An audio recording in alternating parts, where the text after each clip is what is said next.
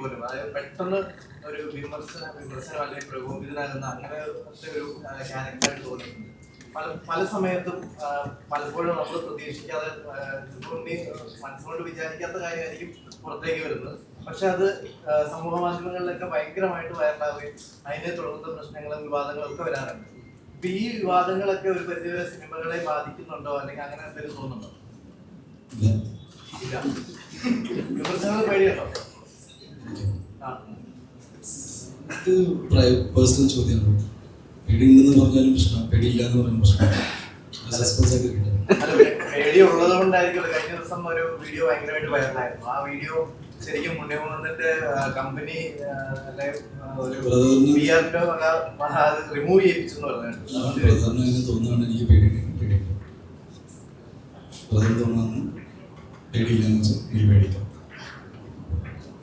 Okay, next question.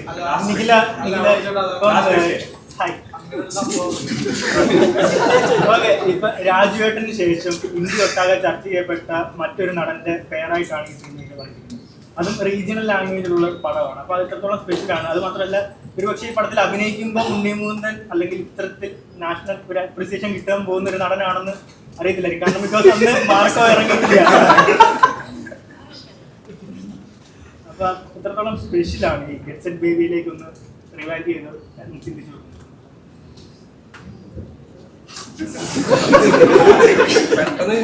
Get set baby ഞാൻ പറഞ്ഞ പോലെ എനിക്ക് സ്പെഷ്യലാണ്. ബിക്കോസ് പിന്നെ ഗോവിന്ദനോട് തൊട്ട് മുന്നേ ഒരു പടം ചെയ്യാനിരുന്നത്. അപ്പോൾ ആ സിനിമ കഴിഞ്ഞിട്ടാണ് ഈ സിനിമ ആ സിനിമ ചെയ്യാൻ പറ്റിയില്ല. അത് കഴിഞ്ഞാണ് ഈ സിനിമ ചെയ്യുന്നത്. ഉണ്ണിയുടെ കൂടെയും ഈ പറയുന്നത് പോലെ ഒരുപാട് സിനിമകൾക്കുള്ള ഓഫേഴ്സ് വരുന്നുണ്ടായിരുന്നു. നമുക്കിപ്പം ചിലത് ചെയ്യാൻ പറ്റാറില്ല, ചിലത് ബീറ്റ്സ് എന്തെങ്കിലും പ്രശ്നമായിരിക്കും, ചിലത് എന്തെങ്കിലുമൊക്കെ സാഹചര്യം കാരണം അത് മാറിപ്പോകാറുണ്ട്. ഫസ്റ്റ് ടൈം ആണ് അങ്ങനെ ഒരു സിനിമ വന്ന് എല്ലാം കറക്റ്റായിട്ട് വന്നത്. സോ അങ്ങനെ ചെയ്തപ്പോൾ സന്തോഷമുള്ള കാര്യമാണ്. കാരണം അന്ന് അറിയില്ലായിരുന്നു. ഞങ്ങൾ സിനിമ ചെയ്യുന്ന സമയത്ത് മാർക്കോ അത് കഴിഞ്ഞ് അത് കഴിഞ്ഞാണ് ഷൂട്ട് ചെയ്തത്. അപ്പോൾ അതിന് വേണ്ടി പ്രിപ്പയർ ചെയ്യുന്നതും കാര്യങ്ങളും ഒക്കെ ഞങ്ങൾ കണ്ടിട്ടുണ്ട്. അപ്പോഴും ഉണ്ണി മാർക്കോ എന്ന് പറഞ്ഞ സിനിമയിൽ വളരെ എക്സൈറ്റഡ് ആണെന്ന് നമുക്കറിയാം. അതിൻ്റെ ഒരു റിസൾട്ട് ഉണ്ടായി കണ്ടു. ആ റിസൾട്ട് ഈ സിനിമയ്ക്ക് ഉണ്ടാകുന്ന പറയുന്നത് സന്തോഷം.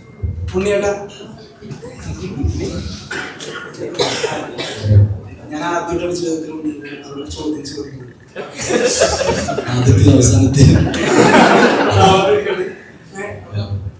മാർക്കോ സിനിമയ്ക്ക് ശേഷം ഉണ്ണി മുകുന്ദൻ മലയാള സിനിമയുടെ 6ാമത്തെ സൂപ്പർ സ്റ്റാർ ആണ് എന്നുള്ള നിലയിൽ വിശേഷണങ്ങൾ പല പ്രമുഖ മീഡിയാസും ഒരു ഫീച്ചറായിട്ട് ചെയ്യുന്നത് കണ്ടായിരുന്നു.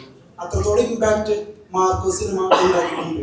ആസ് ആൻ ആക്ടർ ഉണ്ണിമുകുന്ദന്റെ കരിയറിൽ ഒരു വലിയ സ്റ്റാർഡം സപ്ലൈ ചെയ്ത സിനിമയാണ് മാർക്കോ, അതൊരു സംശയമില്ല. അപ്പോൾ ഉണ്ണിമുകുന്ദൻ സെലക്ട് ചെയ്യാൻ ആഗ്രഹിക്കുന്ന ഇത്തരത്തിലുള്ള ഫാമിലി സബ്ജക്റ്റിലൊക്കെ ആ ഒരു പ്രതീക്ഷാഭാരം ഇനി തൊട്ട് വരില്ലേ? അതൊരു നെഗറ്റീവ് പെർസ്പെക്റ്റീവ് ആയിട്ട് സിനിമയെ ബാധിക്കുമെന്ന് തോന്നുന്നുണ്ടോ? ഞാൻ ആക്ച്വലി ഒരു സിനിമയും ഞാൻ ഇങ്ങനെയൊക്കെ ആയിത്തീരുമെന്ന് വിചാരിച്ച് ചെയ്യുന്നില്ല. എടുത്തു പറഞ്ഞത് ഗെറ്റ് സെറ്റ് ബേബി കഴിഞ്ഞിട്ടാണ് സിനിമ ചെയ്തത്. റിലീസ് നേരത്തെ ആയി പോയെന്നേ ഉള്ളൂ. അതൊരു ടെക്നിക്കൽ റീസൺ ആണ്. നമുക്ക് അങ്ങനെ ആയിപ്പോയി. അതും പ്ലാൻഡ് അല്ല. നെക്സ്റ്റ് 1-2 പടങ്ങൾ ഞാൻ ഓൾറെഡി സൈൻ ചെയ്ത് എൻ്റെ ടീം അതിനു വേണ്ടി വർക്ക് ചെയ്യുന്നുണ്ട്. പെട്ടെന്ന് മാർക്കോ ഇങ്ങനെ ആയി എന്ന് വിചാരിച്ചിട്ട് പ്രത്യേകിച്ച് മാറ്റങ്ങളൊന്നും എൻ്റെ ജീവിതത്തിലില്ല, പ്രൊഫഷണൽ തീരുമാനങ്ങളും ഇല്ല. ഞാൻ ട്രൈ ചെയ്യും സിനിമകളുടെ. ഇപ്പോൾ മാർക്കോ പ്രൊഡക്ഷൻ ലെവലിൽ മെയിൻറ്റെയിൻ ചെയ്തൊരു ക്വാളിറ്റി ഉണ്ട്. ആ പ്രൊഡക്ഷൻ ക്വാളിറ്റി മെയിൻറ്റെയിൻ ചെയ്യാൻ നോക്കും. ബിക്കോസ് അത് ഗെറ്റ് സെറ്റ് ബേബിയിലും ഉണ്ട്. ഇനി വരാൻ പോകുന്ന സിനിമകളിൽ അങ്ങനത്തെ ഒരു എക്സ്പെക്ടേഷൻ ഡെഫിനറ്റ്ലി ഉണ്ടാവും. അത് നല്ലൊരു സ്ട്രെസ്സാണ്. അത് ഞാൻ എൻജോയ് ചെയ്യുന്നുണ്ട്. അടുത്ത സിനിമ ഏതാണ്, ഏത് സിനിമ ചെയ്താലാണ് കുറച്ചും കൂടി നമുക്ക് ഗ്രോത്ത് ഉണ്ടാവുക. ഞാൻ കാരണം ഇപ്പോൾ മലയാള സിനിമയിൽ എന്തെങ്കിലും ഒരു ആഡ് ഓൺ സംഭവിക്കുകയാണെങ്കിൽ നല്ല രീതിയിൽ എനിക്ക് സന്തോഷമേ ഉള്ളൂ. അന്ന് വെച്ച് ഞാൻ ഒരു പാൻ ഇന്ത്യ സിനിമകൾ ചെയ്യുക, ഞാൻ ഒരു സ്ഥലത്ത് പോലും മാർക്കോസ് പാൻ ഇന്ത്യ മൂവി എന്ന് ഞാൻ എൻ്റെ ടീമിൽ പറഞ്ഞിട്ടില്ല. ആ സിനിമ മെറിറ്റിൽ സഞ്ചരിച്ച സിനിമയാണ്. ആ സിനിമയ്ക്ക് അങ്ങനത്തെ ഒരു ആക്ഷൻ, അങ്ങനത്തെ ഒരു സ്വഭാവമുണ്ട്, പെട്ടെന്ന് ട്രാവൽ ചെയ്യും. Get set baby it's A bigger concept vice കുറച്ചും കൂടി യൂണിവേഴ്സൽ സബ്ജക്റ്റാണ്. പക്ഷെ അതിൻ്റെ പാക്കേജിങ്ങിൽ നമുക്ക് എല്ലാ റീജിയനിൽ എല്ലാ ആൾക്കാർക്കും നമ്മുടെ തമാശകൾ പറഞ്ഞിട്ടോ അല്ലെങ്കിൽ ഈ സബ്ജക്റ്റിന് റീമേക്ക് ആവാൻ സാധിക്കും. റീമേക്ക് ഒക്കെ ആയി കഴിഞ്ഞാൽ ഗെറ്റ്സ് ബേബി എന്ന മലയാളം സിനിമ റീമേക്ക് ചെയ്ത് ഇന്ന സ്ഥലത്ത് പോയി. ബിക്കോസ് ഈ ഗൈനക്കോളജി അല്ലെങ്കിൽ IVF സർവീസ് ഒക്കെ ഡിസ്കസ് ചെയ്ത ഒരുപാട് സിനിമകളുണ്ട്. നമ്മുടെ റിലീസിന് മുന്നേ ഒരുപാട് ഹിന്ദി സിനിമകളുടെ റീമേക്ക് ആണോ ഈ സിനിമ എന്ന് ആൾക്കാർ കമൻറ്റുകൾ ഇട്ടുണ്ടായിരുന്നു. നമ്മുടെ കോൺഫിഡൻസ് എന്താണെന്ന് വെച്ചാൽ അതുപോലെ ആവാനേ പാടില്ല എന്ന് നമ്മളും തീരുമാനിച്ചിട്ടുണ്ടായിരുന്നു. ഇതുപോലെ ആവില്ല. ഈ സിനിമ ഈ സ്റ്റൈലിൽ വേറെ എവിടെയും വന്നിട്ടില്ല. അപ്പോൾ ഒരു റീമേക്കിന് സാധ്യത ഈ സിനിമയ്ക്കുണ്ട്. ഇപ്പോഴും ബെസ്റ്റ് പാർട്ട് ഇസ് ദാറ്റ് എൻ്റെ ഈ പടത്തിൻ്റെ ഹിന്ദി വേർഷനും തെലുങ്ക് വേർഷനും എൻക്വയറീസ് വരുന്നുണ്ട്. അപ്പോൾ ആസ് എ പ്രൊഡ്യൂസർ സജീവ് ഈ മീറ്റിംഗ് കംപ്ലീറ്റ് ചെയ്തിട്ട് ആ മീറ്റിംഗിൽ അപ്പോൾ നമ്മുടെ സന്തോഷം എന്ന് വെച്ചാൽ സിനിമയുടെ പ്രൊഡക്ഷൻ വാല്യൂ അല്ല ഈ സിനിമയുടെ വലിപ്പം. എപ്പോഴും ഐഡിയ ആണ് വലുതെന്ന് വിശ്വസിക്കുന്ന ആളാണ് ഞാൻ. ചിലപ്പോൾ എക്സിക്യൂട്ട് ചെയ്യാൻ ഇപ്പോൾ മാർക്കോയെ പോലെ നമുക്ക് അത്രയും പൈസ ഇതിന് വേണ്ടിയൊന്നുമില്ല. പക്ഷേ ഈ സബ്ജക്റ്റിന് വേണ്ടിയൊന്ന് ഒരു നല്ല തുകയുണ്ട്. അത് ജെനുവിൻലി സബ്ജക്റ്റിൻ്റെ എൻഹാൻസ്മെന്റിന് വേണ്ടിയിട്ട് നമുക്ക് സ്പെൻഡ് ചെയ്യാൻ പറ്റിയതിൽ വലിയ സന്തോഷമുണ്ട്. അതിൽ ഞാൻ സജീവനും കിങ്സ്മാൻ എന്നുള്ള ചില പ്രൊഡക്ഷൻ സപ്പോർട്ടും വേറെ പ്രൊഡ്യൂസറുണ്ട്. അവരെല്ലാവരും നന്ദി പറയുന്നത്. ബിക്കോസ് ഒരു സിനിമ ഇപ്പോൾ പറഞ്ഞ ഹോസ്പിറ്റലിലാണ് ഷൂട്ട് ചെയ്തത്. പറഞ്ഞ ഹോസ്പിറ്റൽ അങ്ങനെ കാണിച്ചു കഴിഞ്ഞാൽ ചിലപ്പോൾ ഭയങ്കര ഗ്ലൂമി ആയിരുന്നു. ഞാൻ ഭയങ്കര കംഫർട്ടബിൾ ആയിരുന്നില്ല. ഭയങ്കര കളർഫുൾ ഷർട്ടൊക്കെ സത്യം എന്നോട് അതിനെ ഇടിപ്പിച്ചതാണ്. ഇങ്ങനെ കുറച്ച് രസമായിട്ട് വരും എന്ന് പറഞ്ഞു. സോ അത് സജീവിൻ്റെയും വിനയുടെയും കൂടി എഫേർട്ട് ഉണ്ടായിരുന്നു. ഞാനും കൺവിൻസ്ഡ് ആയി. ഓക്കെ ഫൈൻ, അങ്ങനെ ചെയ്യും. സോ സിനിമകളിലേക്ക് അങ്ങോട്ട് ഭാരമായിട്ടൊന്നും വരാൻ പോകുന്നില്ല. എൻ്റെ കയ്യിലുള്ള സബ്ജക്റ്റുകൾ താങ്ക് ഗോഡ് അത് കുറച്ചും കൂടി ഒരു യൂണിവേഴ്സൽ ഐഡിയാസാണ് എല്ലാം ഉള്ളത്. ഇങ്ങനെ കൊച്ചു സിനിമ എന്ന് എനിക്ക് പറയാനേ തോന്നുന്നില്ല. എൻ്റെ അടുത്ത് ഇത് ഞാൻ ജയഗണേഷ് ചെയ്ത സമയത്ത് പോലെ ഒരു കുഞ്ഞു സിനിമ അതെനിക്ക് ബഡ്ജറ്റിലല്ല ചെറുത്. നിങ്ങൾ പൈസ മുടക്കിയിട്ട് സിനിമ ചെറുത് വലുതാവില്ല. നിങ്ങൾ മുടക്കുന്ന പൈസ ഏത് സബ്ജക്റ്റിലേക്കാണ് പോകുന്നത് അവിടെയാണ് സിനിമ വലുതാവും ചെറുതാവും. എന്നെ സംബന്ധിച്ച് ഒരു സ്പെഷ്യലി ഏബിൾഡ് വ്യക്തിയുടെ ജീവിതം സിനിമ അല്ലെങ്കിൽ അവരെക്കുറിച്ച് സിനിമ എടുത്ത് ഒരു ഫസ്റ്റ് ലുക്ക് പോസ്റ്റർ വീഴ്ചയിലിരിക്കുന്ന ഒരു സാധാരണ വ്യക്തിനെ ഭയങ്കര പവർഫുള്ളായിട്ട് കാണിച്ചത് എന്നെ സംബന്ധിച്ച് ഭയങ്കര മാസ് മൂവിയായിട്ട് ഞാൻ ജയഗണേഷിനെ സമീപിച്ചത്.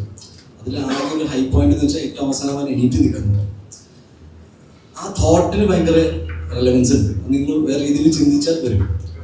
ആസ് എ പ്രൊഡ്യൂസർ എനിക്കൊരു ഓപ്ഷൻ ഉണ്ടായിരുന്നു. സജീവ് എന്നോട് ചോദിച്ചത് ആവേശം എന്ന സിനിമയോടൊപ്പം റിലീസ് ചെയ്യണം. എനിക്ക് മനസ്സിലായി യൂത്ത് എല്ലാവരും ആവേശം എന്ന സിനിമയ്ക്ക് വേണ്ടിയിട്ടാണ് കാത്തിരിക്കുന്നത്. പക്ഷെ ഞാൻ ആ സിനിമ എടുത്തത് ഒരു ഇൻക്ലൂസീവ്നെസ് എന്നൊരു ഐഡിയ. അതായത് നമ്മൾ പലപ്പോഴും പറയാറുണ്ട് എല്ലാവരും ഒരുമിച്ച് കൊണ്ടുനടക്കണം. പക്ഷെ അങ്ങനെ ഒരു കഥാപാത്രത്തെക്കുറിച്ച് സിനിമ ചെയ്തിട്ട് വലിയൊരു സിനിമ വരുമ്പോൾ കുഞ്ഞുപടം റിലീസ് മാറ്റിയാൽ നന്നായിരിക്കും സാമ്പത്തികമായിട്ട് എന്ന് ഒരു തോന്നലുണ്ടായപ്പോൾ അത് തോട്ട് എന്താണെന്നാണ് ഞാൻ എപ്പോഴും വിചാരിച്ചത്. That's why the movie was released. ഞാൻ എപ്പോഴും പറയുന്നത് എന്നെ സംബന്ധിച്ച് as an actor also producer also ഞാൻ പൈസ മുടക്കുന്നത് ആശയത്തിലേക്കാണ്. ഒരു എന്താ പറയുക ലോജിസ്റ്റിക്സ് നോക്കിയിട്ടല്ല. അതുകൊണ്ട് മാർക്കോ എന്ന സിനിമയ്ക്ക് ചിലപ്പോൾ നമുക്ക് ഷരീഫ് എന്ന എൻ്റെ സുഹൃത്ത് ഇതിൽ പ്രൊഡക്ഷനിലേക്ക് എൻ്റെ കൂടെ വന്നപ്പോൾ ഷരീഫിന് കൃത്യമായിട്ട് മനസ്സിലായി ഈ സിനിമ ഈ രീതിയിലെടുത്താൽ നിങ്ങളിപ്പോൾ പറയുന്ന പ്രിസിഷൻ കിട്ടും. അതൊരു വലിയ റിസ്ക് ആയിരുന്നു. പക്ഷേ മൂവി ബിസിനസ് റിസ്കി ആണെന്ന് നിങ്ങൾ എല്ലാവരും മനസ്സിലാക്കണം. ഇതിൽ പ്രൊഡക്ഷനിൽ വരുന്ന എല്ലാവരും സജീവനും കൃത്യമായിട്ട് അറിയാം. It's A risky business, Gamble business. ഇതിൽ ഒരാളും ആരോടും മുടക്കിയ പൈസ ഓൺ ദ ടേബിൾ കിട്ടുന്ന വാഗ്ദാനം പറയാൻ പാടില്ല. അങ്ങനെ പറഞ്ഞിട്ടുണ്ടെങ്കിൽ അത് ഫ്രോഡ് കേസാണ്. അങ്ങനെ പറഞ്ഞ് സിനിമകൾ ചെയ്തിട്ടുണ്ടെങ്കിൽ അത് അവരുടെ പൂവർ അണ്ടർസ്റ്റാൻഡിങ് ഓഫ് ദ ബിസിനസ്സാണ്. സിനിമ എന്നെ സംബന്ധിച്ച് ഭയങ്കര ബിസിനസ് മോഡലിൽ നിൽക്കുന്ന സമയത്ത് എന്നിലെ പ്രൊഡ്യൂസർ എന്നിലെ നടനെ ഉപദ്രവിക്കാതെ കാര്യങ്ങൾ ചെയ്ത് പോകുന്നുണ്ട്. എനിക്ക് നല്ല സിനിമകളും ചെയ്യാൻ പറ്റുന്നുണ്ട്. കുഴപ്പമില്ലാത്ത രീതിയിൽ പ്രോഫിറ്റും കഴിഞ്ഞ പടത്തിൽ ഭയങ്കര പ്രോഫിറ്റ് ഉണ്ടായിട്ടുണ്ട്. ഈ പടത്തിലും ഞാൻ പ്രോഫിറ്റ് ഉണ്ടാകും, എൻ്റെ സുഹൃത്തും ഉണ്ടാകും. ഞാൻ പറഞ്ഞു അതിൽ ഡെഡിക്കേറ്റഡ് ആയിട്ട് കുറച്ച് സമയം അണ്ടർസ്റ്റാൻഡിങ് ഓഫ് ദ ക്രാഫ്റ്റ്. നിങ്ങൾ സിനിമ ഭയങ്കര മഹത്തായ കാര്യമാണെന്ന് പറയുന്ന സമയത്ത് ഇതൊരു ബിസിനസ് ആണെന്ന് മറക്കാതെ ഇപ്പോൾ ഇതിൽ ഒരുപാട് പേര് ഒരുപാട് കാര്യങ്ങളും നമ്പേഴ്സ് കേട്ടിട്ട് സജീവിന് തന്നെ ഒരുപാട് ഇനീഷ്യൽ ഡേയ്സിലൊക്കെ ആൾക്കാർ വരുന്നു, പേടിച്ച് പോകുന്നു, അനാവശ്യമായ ചോദ്യങ്ങൾക്ക് നമ്മൾ ഉത്തരം കൊടുക്കുന്നു. ബട്ട് ഇതൊരു മൂവി ബിസിനസ്സാണ്. ഒരു സ്ഥലത്തും ഇതൊരു ഗ്യാരണ്ടീഡ് കരിയറായിട്ട് നിങ്ങൾക്ക് തോന്നി കാണില്ല. നിങ്ങൾക്ക് എല്ലാ ആഴ്ച സിനിമ കിട്ടുന്നുണ്ടോ? കഴിഞ്ഞ ഇനി വരാൻ പോകുന്ന മാസങ്ങളിൽ ചിലപ്പോൾ സ്ട്രൈക്കൊക്കെ ആണെങ്കിൽ നിങ്ങൾ എന്ത് ചെയ്യും? സോ എന്നെ സംബന്ധിച്ച് സ്ട്രൈക്ക് ഒക്കെ പറയുന്നത് ഭയങ്കര waste space in any industry. പ്രശ്നങ്ങളുടെ പരിഹാരങ്ങൾ കണ്ടെത്തുക, അല്ലെങ്കിൽ ഇൻഡസ്ട്രി ഡെഡ് ആക്കിയിട്ടുള്ള ഒരു കാര്യത്തിനും നമ്മുടെ സപ്പോർട്ട് ഉണ്ടാവില്ല. എന്ന് വെച്ചാൽ ഞാൻ ആകെ എൻ്റെ വീട്ടിൽ എൻ്റെ അച്ഛനമ്മനെ നോക്കുന്നത് ഈ ജോലി ചെയ്തിട്ടാണ്. അതില്ല എന്ന് പറഞ്ഞാൽ ഞാൻ എന്ത് ചെയ്യും? ആൻഡ് ഐ ഫീൽ അങ്ങനത്തെ ഒരു പ്രവണത ഒരു ഇൻഡസ്ട്രിയും കേരളത്തിൽ എവിടെ ഉണ്ടാകാൻ പാടില്ല. സ്ട്രൈക്ക് എന്ന് പറയുന്നത് ഒരു കാലത്ത് ഇൻട്രസ്റ്റിംഗ് മോഡലായിരുന്നു. These days it is not fair also.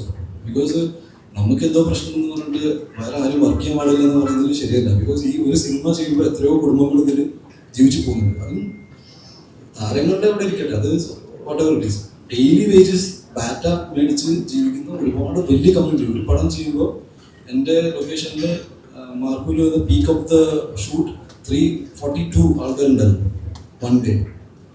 Junior ആർട്ടിസ്റ്റും എല്ലാവരും അവരെ എൻ്റെ സിനിമ വിജയിക്കണമെന്ന് പ്രാർത്ഥിച്ചിട്ടുണ്ട് മാർക്കോ. ബിക്കോസ് നമ്മൾ ഓരോ ദിവസം നോക്കുമ്പോൾ ടെൻഷൻ അടിച്ച് ബഡ്ജറ്റ് കൊടുക്കുന്നുണ്ടെന്ന് ടെൻഷൻ ഉണ്ട്, ഇല്ലയെന്ന് പറയുന്നില്ല. സർട്ടിഫൈഡ് ആണ് എന്ത് എന്ന് പറയുമ്പോൾ സ്ട്രെസ്സായി. ഈ സിനിമയെ സംബന്ധിച്ച് ഓരോ ദിവസം ഇങ്ങനെ ചെറിയ മാറ്റങ്ങൾ വരുമ്പോൾ നമ്മുടെ കൂടെ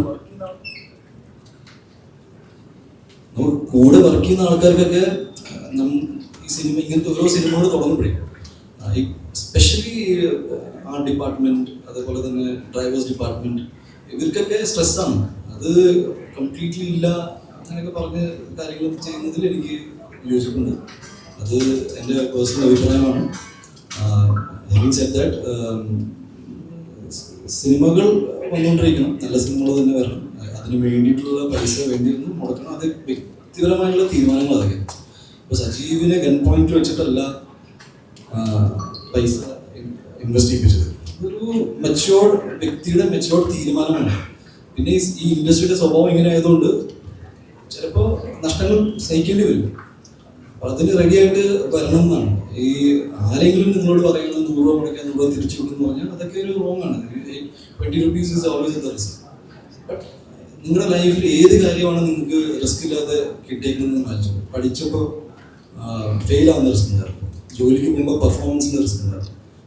go anywhere in the top section, business ലെവലിലാണെങ്കിലും ഏത് സ്ഥലത്താണെങ്കിലും ആ റിസ്ക് ഫാക്ടർ ഉണ്ട്. It's a choice. റിസ്ക് എടുത്താലേ ലൈഫിൽ മുന്നോട്ട് പോകാൻ പറ്റുള്ളൂ. അതാണ് അതിൻ്റെ ഒരു അടിസ്ഥാനമായ കാര്യം. Ultra modern kitchen devices. ഒരു കിച്ചണിൽ വേണ്ട എല്ലാ ലേറ്റസ്റ്റ് ബ്രാൻഡുകളും ഇവിടെയുണ്ട്. ലോകോത്തര ബ്രാൻഡുകൾ, original products, wide range. MyG future.